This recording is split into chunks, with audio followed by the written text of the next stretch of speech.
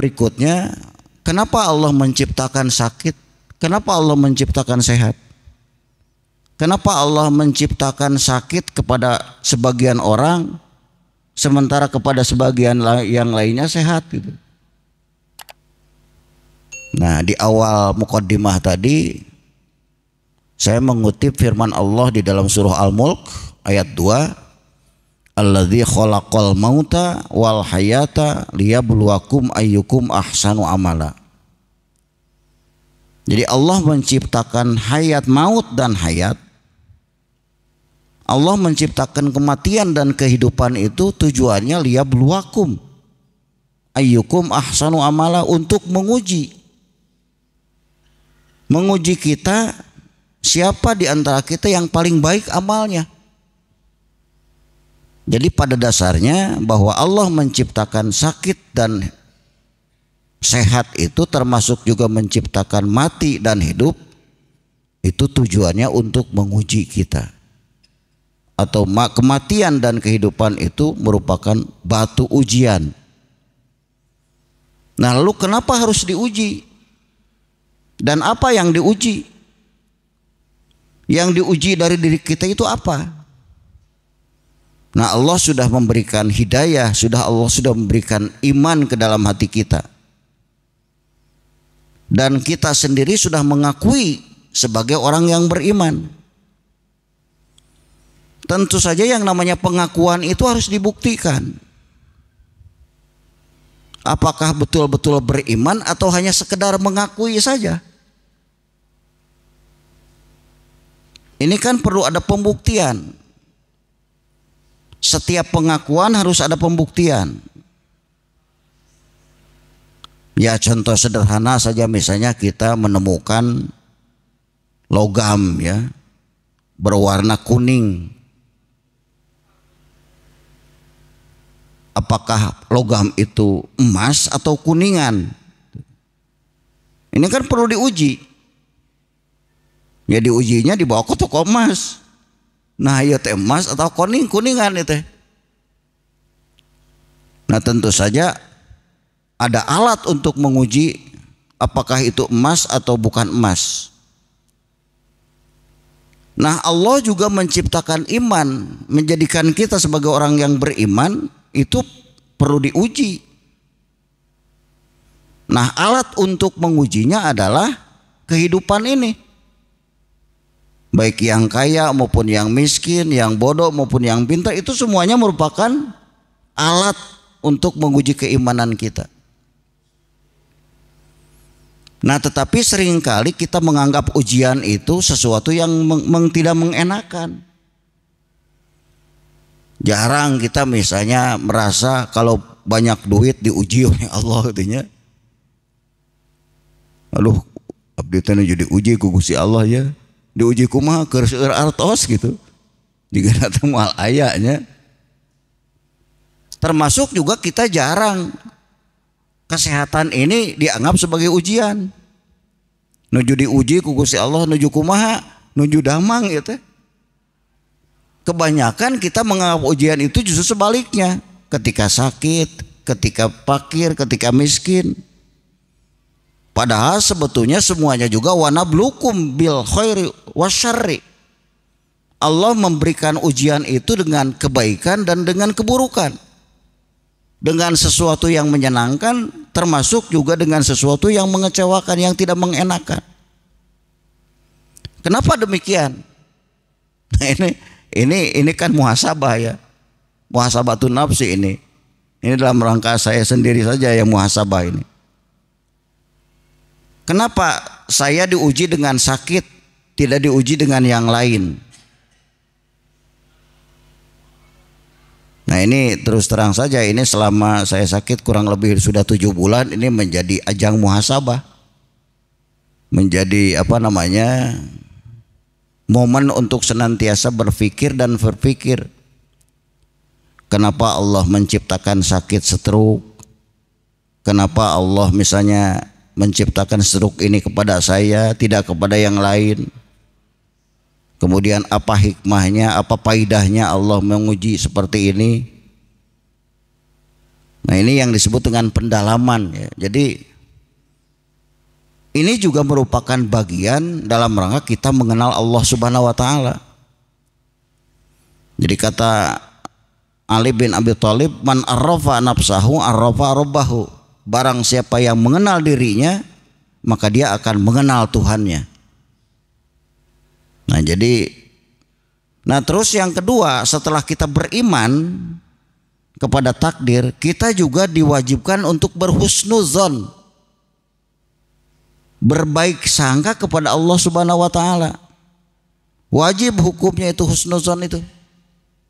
Jadi bagi orang yang beriman, hukumnya harus berhusnuzon kepada Allah, berbaik sangka kepada Allah. Jadi ketika kita diberi musibah, ketika diberi ujian, husnuzon kepada Allah. Dengan dasar Ar-Rahman Ar-Rahim, tentu saja Allah tidak bermaksud untuk menzolimi, tidak bermaksud untuk menyiksa, tidak bermaksud untuk mengecewakan. Masa Ar-Rahman Ar-Rahim Allah mengecewakan? Dengan Ar-Rahman Ar-Rahim tidak mungkin Allah mengecewakan kita, apalagi menyiksa, apalagi menzolimi. Oleh karena itu maka harus husnuzon. Husnuzonnya bagaimana? Husnuzonnya Allah menguji kita dengan sakit itu, Allah sedang menyayangi kita, Allah sedang mencintai kita. Nah, pada kesempatan ini supaya agak fokus ya, saya ingin menyampaikan faidah saja, fungsi sakit ya.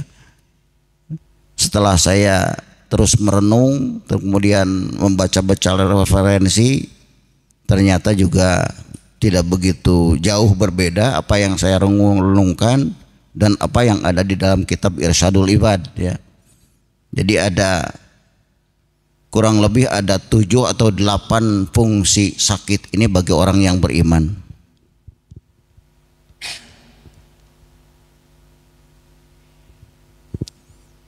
Bismillahirrahmanirrahim. Min fawaidil maradi ma ya'ti annahu tahdzibun lin nafsi. Yang pertama, bahwa fungsi sakit itu adalah untuk menyucikan jiwa ya.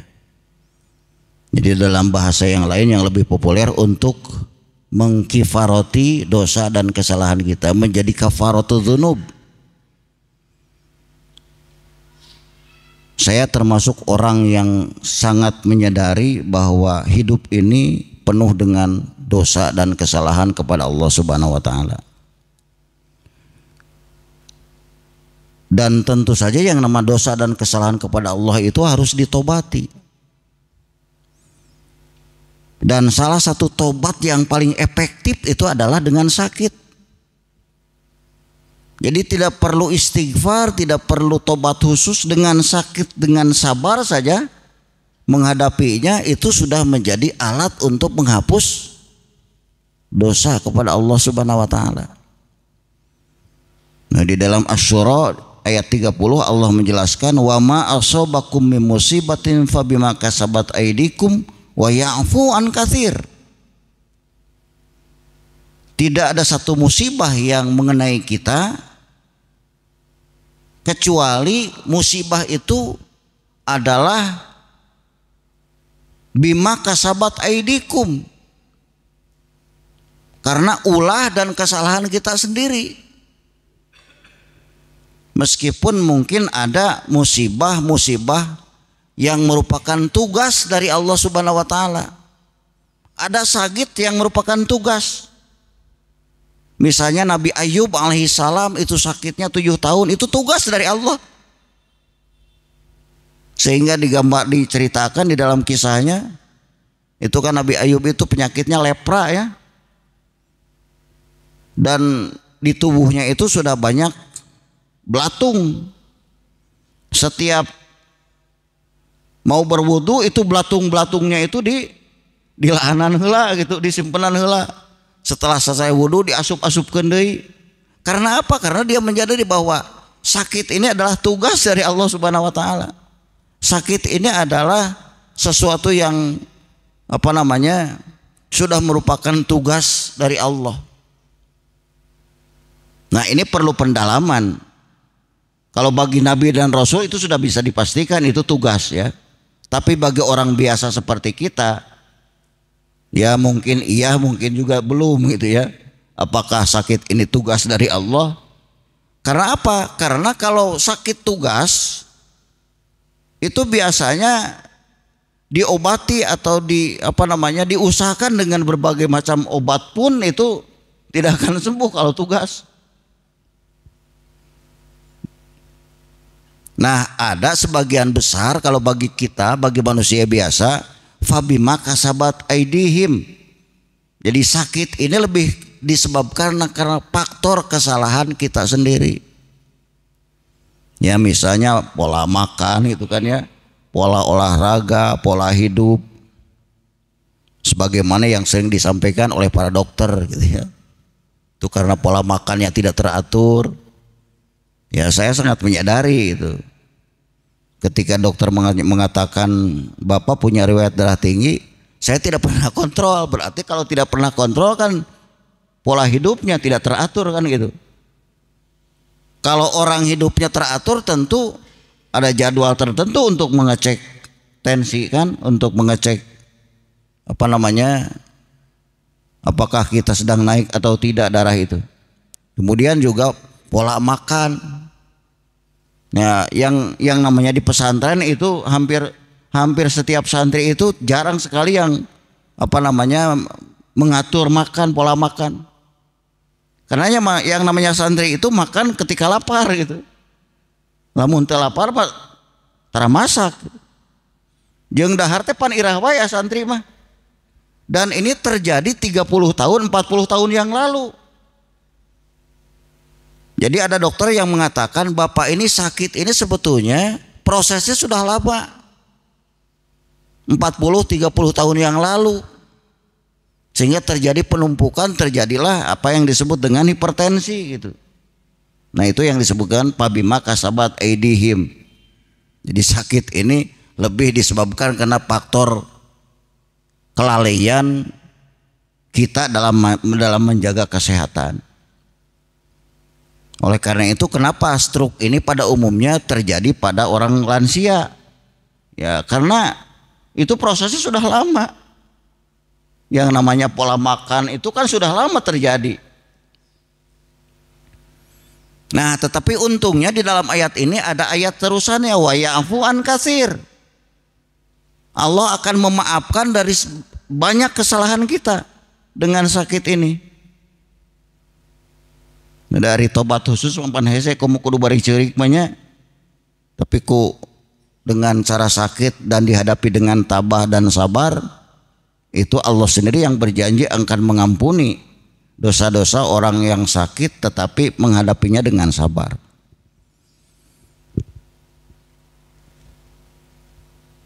Itu yang pertama.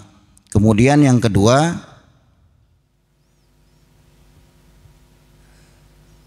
wa min fawaidil mardi annama yu'aqibuhu minal ladzati wal masarrati fil akhirah adhafun ma yahsulahu minal marad fa inna miraratad dunya halawatal akhirah wal aksu bil aksi. Jadi sakit ini kan pahit. Sakit ini di dunia.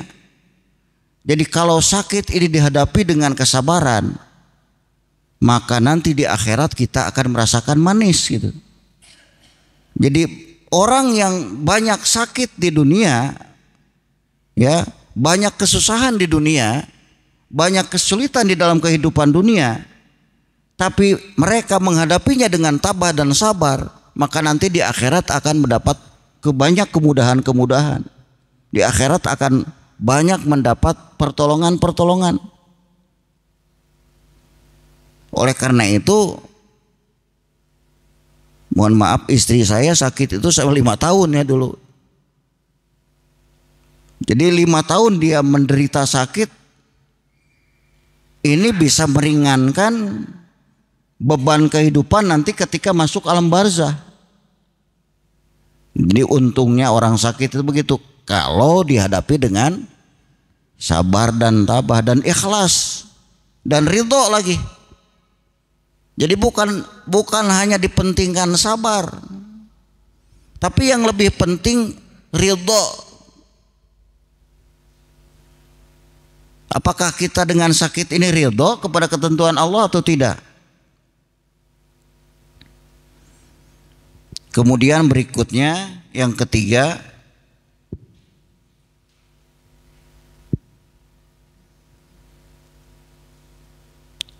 qarraballahu minal marad.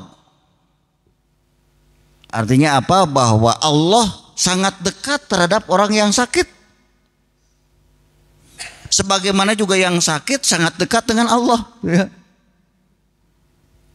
Jadi dengan sakit ini, ya saya sendiri misalnya sering melihat di rumah sakit, orang sakit itu hampir pada umumnya ingat Allah. Salah satu tandanya misalnya ada tasbihnya di tangannya, ya, orang sakit itu. Artinya bahwa ketika memang Allah itu dalam rangka menginsafkan atau memberikan hidayah kepada manusia itu kadang-kadang dengan menggunakan sakit, disakitkan baru insaf gitunya. Pan jalmi teh aya anu tos gering insafna teh gitu, aya anu sehat insafna teh, aya anu tos fakir dimiskinkeun ku Gusti Allah kakarak insaf gitu, aya anu kitu. Jadi banyak tipologi manusia dalam rangka mendapat hidayah dari Allah Subhanahu wa taala. Kemudian berikutnya yang keempat,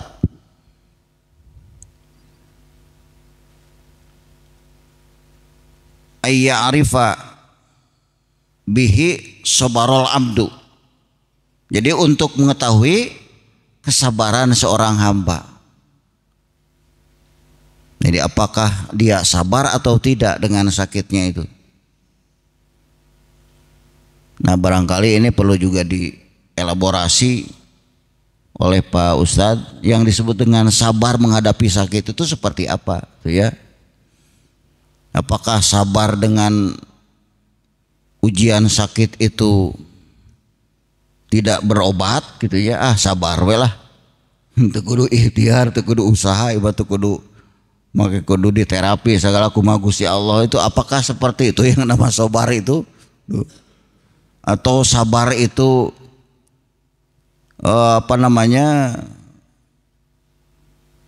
justru berusaha, atau misalnya setelah berusaha masih tidak sembuh-sembuh kemudian merasa kecewa gitu. Nah kadang-kadang terus terang saja, saya ini kan sudah 7 bulan ini, banyak orang yang gening tos lami, jalan tos lami itu acan aya perkembanganna. Kadang-kadang itu menimbulkan kita terpengaruh dengan ucapan-ucapan itu. Nya urang teh itu batur mah geus calageus truk teh urang acan gitu. Seperti Pak Amin kan katos, Pak itu mah cenah teu lami nya.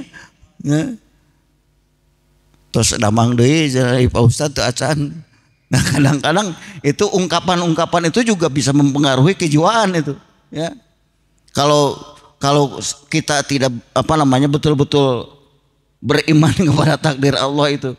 Tapi sebagai juga penyemangat Pak, orang lain yang itu udah semula. Dalam rangka memberikan semangat ya. Ya. Nah jadi kalau dikaitkan dengan ayat-ayat yang lain secara tematik berkenaan dengan musibah termasuk juga sakit. Jadi setiap orang itu punya momen, ya. Ketentuan Allah itu termasuk juga momennya. Momen berusaha dan momen sembuh gitu. Momen berobat dan momen sembuh. Nah ini yang kita tidak tahu momennya, ya.